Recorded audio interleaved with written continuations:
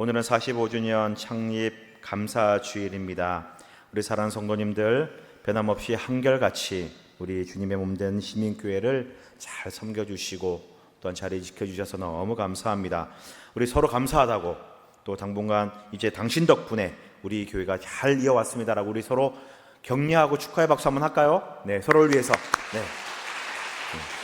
그리고 우리 45년 인도하시는 하나님께, 우리 하나님께 영광의 박수 올려드리도록 하겠습니다. 할렐루야. 감사합니다.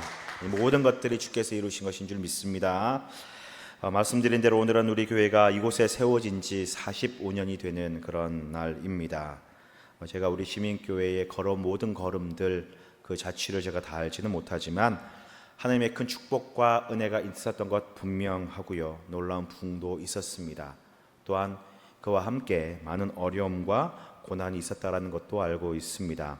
45년이라고 하는 이 긴 세월 동안에 그 자리에 동일하게 변함없이 꿋꿋이 지켜나가는 것, 참 힘들고 어려운 그런 일입니다.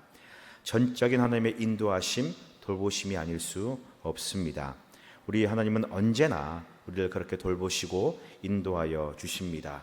때로는 위기가 있고 어려움이 있고 고난이 있어서 하나님이 어디 계신가 싶을 때도 있지만, 그러나 뒤돌아보면 하나님이 늘 우리와 함께 하고 계시고 보이지 않는 곳에서 늘 인도하여 주시는 그 주님을 여러분 믿으시기 바랍니다. 오늘 함께 나눌 말씀 역시 그렇게 인도하신 그 하나님을 끝까지 찬양하는 그런 시편 기자의 모습입니다. 오늘 말씀을 통해서 인도하신 하나님을 깨닫는 우리 모두가 되시기를 간절히 소망합니다. 자, 오늘 말씀은요, 시편 23편, 우리 너무나 잘 알고 있고 가장 좋아하는 그런 말씀 중 한 가지 아니겠습니까?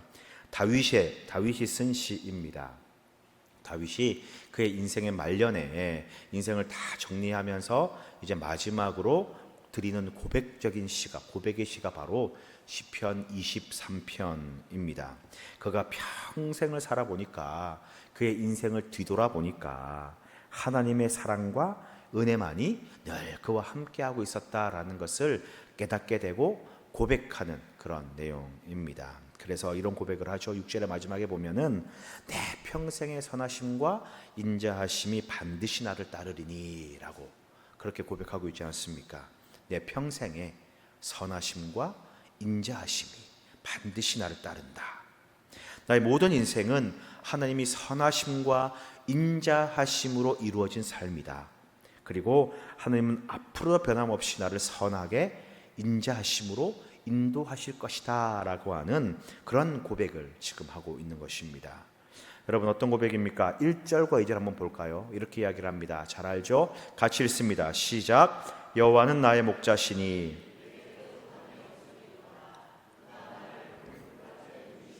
쉴만한 물가로 인도하시는도다. 그가 목동 일대를 회상하면서 지금 고백하고 있습니다. 그를 인도하시고 이끄셨던 그때의 그 하나님, 목동이었을 때의 그 모습을 회상하면서 하나님을 찬양하고 있습니다. 양들을 이끌고 여기저기 이리저리로 좋은 꼴을 찾아서, 좋은 땅을 찾아서, 좋은 장소를 찾아서 헤매던 그 목자의 마음, 양들이 마음껏 뛰놀 수 있는 곳, 안전한 곳, 그곳을 찾기 위해 헤매던 그 마음, 그것이 목동의 마음이고 목자의 마음이잖아요. 다윗은요, 그 하나님을 경험한 겁니다. 자신을 좋은 곳으로, 안전한 곳으로, 가장 적합한 곳으로 이끌어가기 위하여 애쓰시는 그 목자 되신 하나님의 그 마음을 다윗은 느끼고 알게 된 것입니다. 그 하나님을 경험하니까 여호와는 양들을 이끄는 목자같이 나를 이끌고 계시구나, 이끄셨구나 라는 것을 고백할 수밖에 없는 것입니다. 사도 바울도 마찬가지였습니다. 사도 바울 역시도요, 그가 예수 그리스도를 인격적으로 만나고 난 다음에 복음을 위하여, 정말 예수 그리스도를 위하여 살아가는 그 삶에 많은 고난과 환난이 있었지만 그때마다 함께 하시고 지키시고 인도하시는, 채우시는 그 하나님을 경험하면서요, 그가 이런 고백을 합니다. 빌립보서 4장 19절 한번 볼까요? 이렇게 말씀하십니다. 시작. 나의 하나님이 그리스도 예수 안에서 영광 가운데 그 풍성한 대로 너희 모든 쓸 것을 채우시리라. 그 풍성한 대로 모든 쓸 것을 채우신다라고 말하고 있습니다. 우리의 필요를 아신다라는 얘기예요. 무엇이 필요하고 무엇이 우리에게 가장 알맞은 것인지를 알고 계셔서 그 모든 것들을 채우시는 분, 우리를 지키시고 보호하시는 분이 바로 우리 하나님이다 라고 그렇게 고백하고 있는 것입니다. 여러분, 이런 하나님의 은혜, 사랑이 우리에게 항상 있었음을, 그리고 앞으로도 있을 거다라는 것을 여러분 깨닫기를 축복합니다. 하나님은 그 은혜 가운데 우리를 이끌어 오셨고 우리 교회를 인도하여 주셨습니다. 각 교회 되신 우리 개개인의 성도님 여러분 마찬가지로 우리 하나님이 그렇게 목자로서 가장 안전한 곳, 가장 좋은 곳, 가장 필요한 것들을 채우시며 지금까지 인도하여 주셨습니다. 이 사실을 깨닫고 주님께 영광 돌리는 우리 모두가 되시기를 주님의 이름으로 축원드립니다. 자, 그런데 여러분, 우리가 그렇게 풍성함을 누리고 그런 안락함을 누릴 때에 그때 우리에게 죄가 찾아오게 됩니다. 그때 우리를 유혹하는 그런 악한 영들이 찾아오게 되는 거지요. 우리가 안전함을 누릴 때 우리는 안일하게 돼요. 우리가 풍족함을 누릴 때 우리는 나태해지게 됩니다. 내가 평안하다 느낄 때 방심하게 되고요, 만족함을 느낄 때 교만하게 됩니다. 바로 그때 그 틈 사이로 죄가 들어와서 우리를 유혹하고 넘어뜨리는 것이지요. 다윗 역시 마찬가지입니다. 그가 선하심과 인자하심으로 주께서 나를 평생 돌보셨다, 나를 목자같이 인도하여 주셨다라고 그렇게 고백하지만, 그러나 그가요 넘어지게 돼요. 시험 들게 됩니다. 그가 고난 중에는 하나님을 찾고 하나님을 의지하고 하나님만 바라보고 죽기만 전적으로 매달렸다가 이제 좀 살만하니까, 나라가 안정되고 뭔가 좀 이제 평안해지니까 이제 그 세상적인 것이 하나님 외에 다른 것들이 이제 눈에 들어오게 되는 겁니다. 고난 중에는 전적으로 하나님을 바라보던 그 시선이 이제는 내가 살만해지니까 세상으로 눈이 돌아간다라는 거지요. 그가 왕국에서 거닐고 있을 때에 그가 본 것이 무엇입니까? 하나님을 바라보던 그 눈은 이제 이 눈을 돌려 세상의 유혹 밧세바를 보게 됩니다. 밧세바가 눈에 들어오는 거예요. 음욕에 사로잡혀 밧세바를 범하고 맙니다. 음란의 죄를 짓게 되는 거죠. 밧세바가 임신을 했습니다. 이것을 숨기고요, 이것을 숨기기 위해서 전쟁터에 있던 우리아를, 그 남편 우리아를 불러들입니다. 그래서 이 아내 밧세바가 동침하도록 그렇게 유도를 해요. 뭡니까? 그래서 우리아의 이 임신이 다윗의 아이가 아니라 우리아 때문에 임신한 걸로 그렇게 속이려고 해요. 거짓의 죄를 짓게 되는 것이죠. 근데 실패하고 맙니다. 이 일을 실패하자 우리아를 맹렬한 전쟁터로 보내어서 그를 죽게 만듭니다. 살인의 죄를 범하는 것이죠. 그가 좀 살만하고 안정되니까 그의 눈, 그의 시선에는요 이제 세상이 보이게 되고 이 세상의 어떤 유익이 보이게 되고 세상의 죄가 눈에 들어오게 되었다라는 겁니다. 이것뿐만 아닙니다. 신하들을 명령해가지고 뭘 합니까? 인구조사를 시킵니다. 하나님 나라인 이 백성들, 이 이스라엘이 마치 자신의 나라인 것처럼, 자신의 어떤 능력과 실력으로 나라가 부강된 것처럼 그렇게 이 인구조사를 하게 되어 교만의 죄를 짓게 되는 거지요. 여러분, 우리는 이것을 잘 경계하고 이해해야 됩니다. 우리가 평안할 때, 뭔가 좀 풍성하다 누릴 때, 우리가 안전하다 여길 때, 이때를 더 경계하고 더욱 하나님께 나아가야 된다라는 거죠. 그러나 다윗은 넘어집니다. 죄를 짓게 됩니다. 죽음의 길을 가게 되고 사망의 길을 가게 됩니다. 그런데 여러분, 하나님은요 이런 다윗을 끝까지 사랑하십니다. 하나님께 범죄하고 하나님을 멀리하고 하나님을 버렸지만 하나님은 끝까지 다윗을 사랑하셔서 그를 그냥 내버려 두지 않으십니다. 그를 죄의 길에, 사망의 길에서 건져내시는 것을 볼 수가 있습니다. 그래서 3절에 이렇게 고백하지 않습니까? 3절 말씀을 보시기 바랍니다. 같이 읽습니다. 시작. 영혼을 소생시키시고 자기 이름을 위하여 의의 길로 인도하시는도다.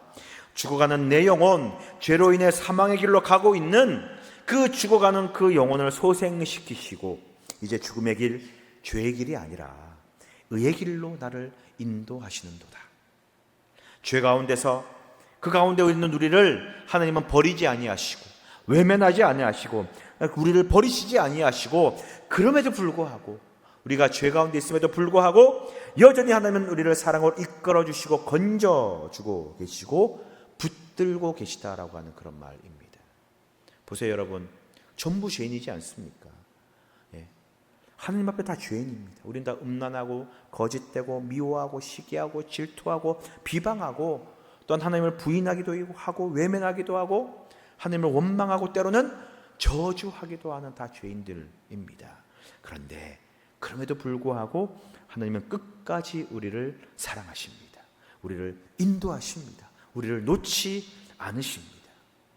죽을 수밖에 없는 우리, 죄인된 우리를 끝까지 사랑하시는, 죽어가는 우리를 소생시키시고 죽음의 길에서 우리를 의의 길로 인도하시는 그 하나님의 사랑, 그 인도하심을 깨닫는 우리 모두가 되시기를 주님의 이름으로 간절히 축복합니다.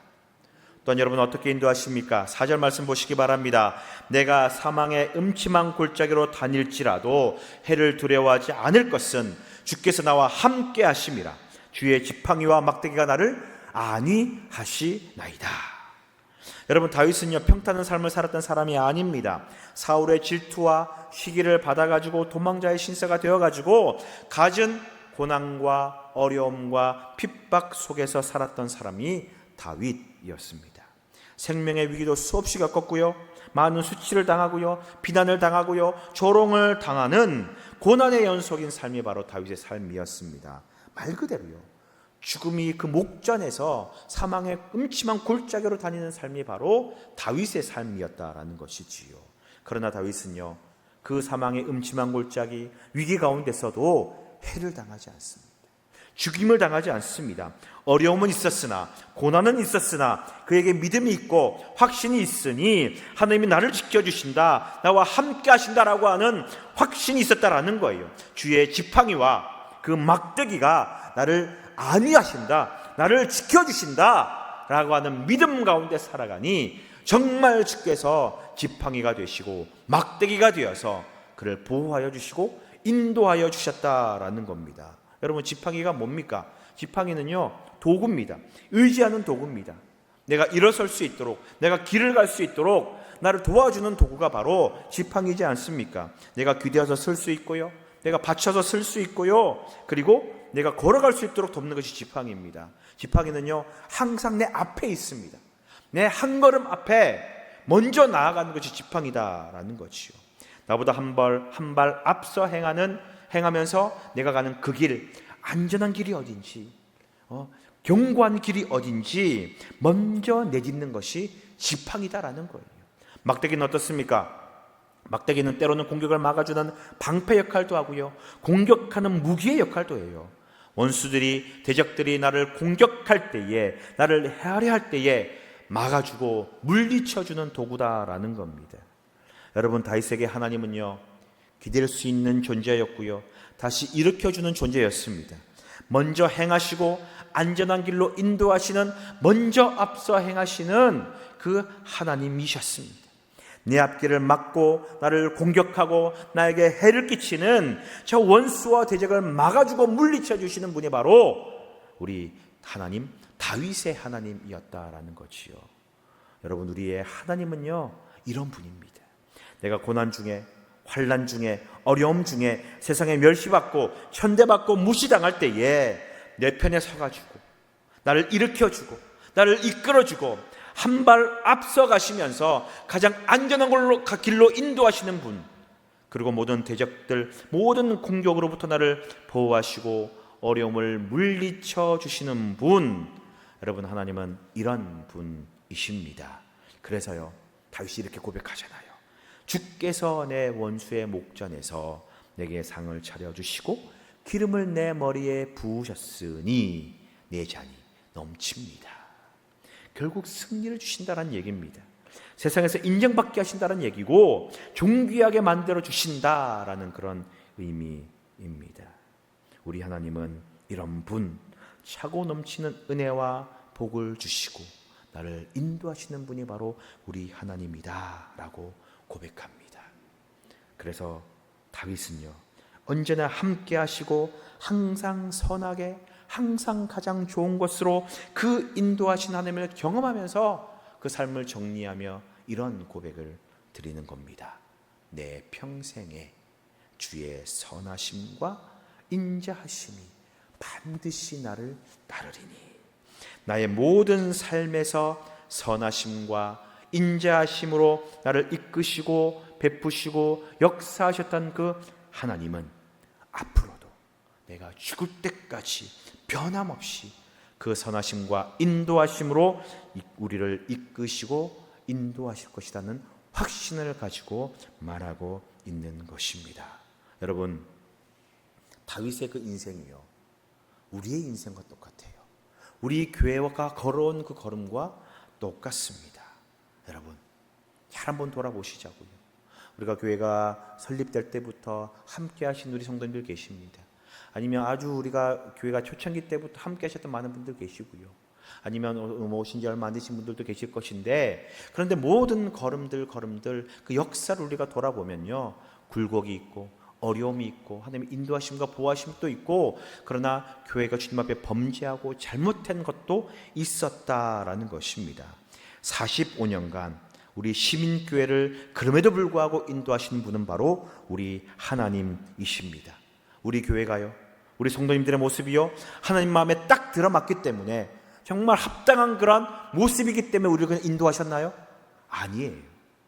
때로는 우리가 하나님 앞에 범죄하기도 하고 잘못을 저지르기도 하고 잘못된 길로 가기도 하고 그런 이상적인 모습이 아닐지라도 그럼에도 불구하고 하나님은 우리를 인도하십니다. 우리를 건져주셨고 지금까지 역사하여 주셨습니다. 우리는 그 사랑, 그 인도하심을 믿고 이제 묵묵히 해야 될 길을 걸어가면 하나님이 동일하게 다윗과 같이 우리를 인도하여 주실 줄 믿습니다. 6절 말씀 우리 함께 보도록 하겠습니다. 같이 한번 읽겠습니다. 시작. 내 평생의 선하심과 인자하심이 반드시 나를 따르리니 영원히 살리로다. 하나님께서 우리의 평생을, 그리고 지난 45년간 우리 교회를 선하심과 인자하심으로 이끌어 주셨습니다. 이제 우리는 그 하나님의 선하심과 인자하심을 의지하고 하나님의 그 인도하심을 믿고 끝까지 주님 손 붙들고 주신 사명 감당하는 복된 믿음의 교회 되기를 간절히 소망합니다. 오늘 아침에 우리 당회 기도회를 했는데요, 기도하신 장로님이 이런 기도를 하였습니다. 우리 성도님 한 분 한 분이 시민교회입니다 라는 기도를 하셨습니다. 그 기도가요, 제 마음에 확 와닿았습니다. 그래요, 여러분, 우리 한 명 한 명은 이 땅 가운데 세우신 하나님의 교회들입니다. 인도하신 교회요, 인도하실 교회입니다. 그 하나님 믿고 의지하고 교회로서의 그 사명을 감당하는 우리 시민교회, 그리고 우리 모든 성도님들 되시기를 주님의 이름으로 간절히 축원드립니다. 기도하시겠습니다.